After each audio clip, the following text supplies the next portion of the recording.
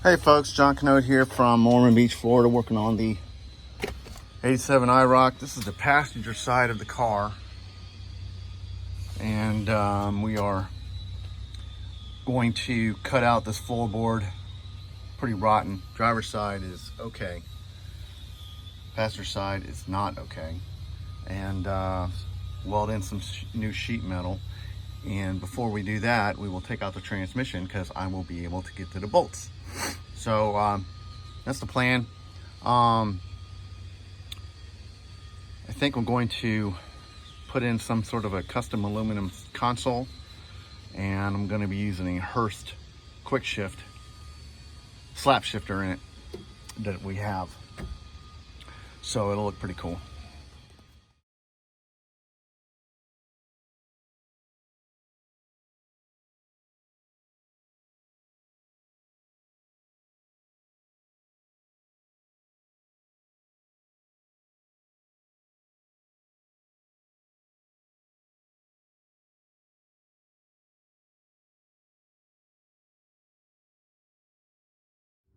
Morning, folks. John Canode here from Ormond Beach, Florida. We are on our third day of destroying the floorboard of this car, ripping it out and replacing metal. It's convenient to do it at this time for me because the transmission that I modified is not working, which tells you how much of a transmission guy I am. So I've got the 400 turbo sitting over there ready to go in, and ripping this floor out will make it easier for that job to be completed. I'll be able to get to all the bolts easy enough and modify the cross member so that the 400 fits, and at the same time take care of this rotten floor. This car had more rust than I really had envisioned. You know, whenever you work on a car and start repairing the rust, inevitably it turns into a bigger job than you anticipated, because rust knows how to hide. It knows how to hide from you. Man, you'll find it, and you'll find a little more, and you're like, son of a bitch, you got brothers and sisters all over the place. All right, let's talk to you later.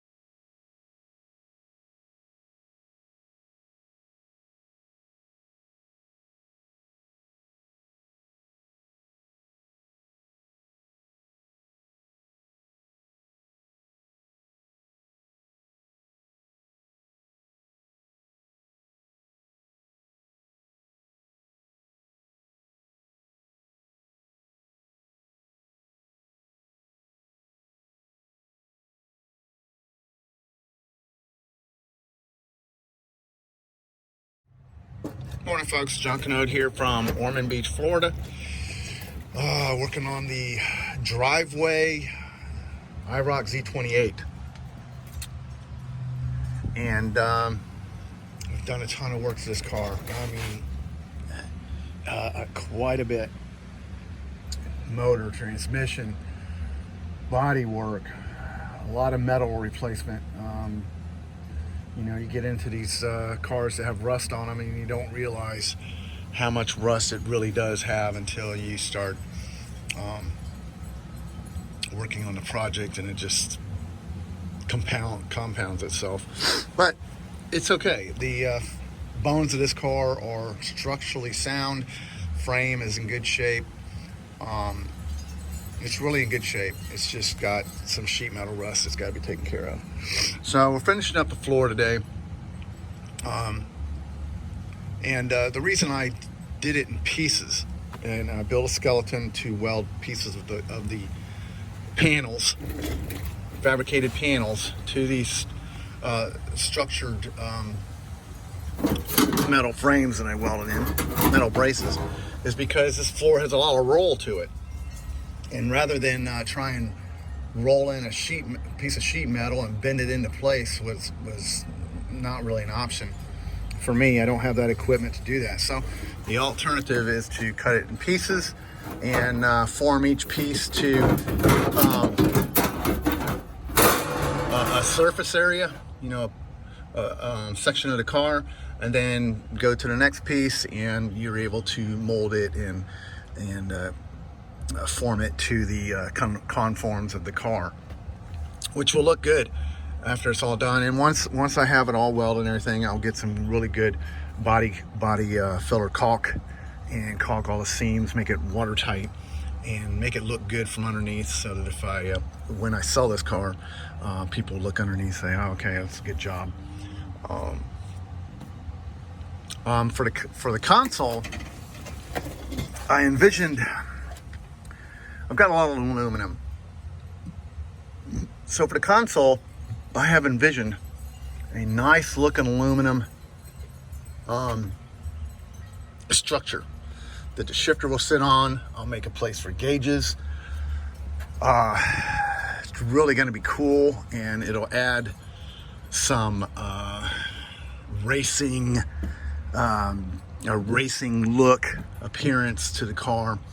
I'm also probably going to use aluminum for the door panels, and that will match the console.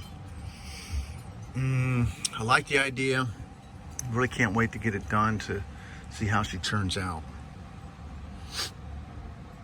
Another reason for this way of doing this redoing this floor pan, is that an aftermarket floor pan is about $300. Well, there's a budget here, and I can do this for a lot less. It just takes time. Time is free.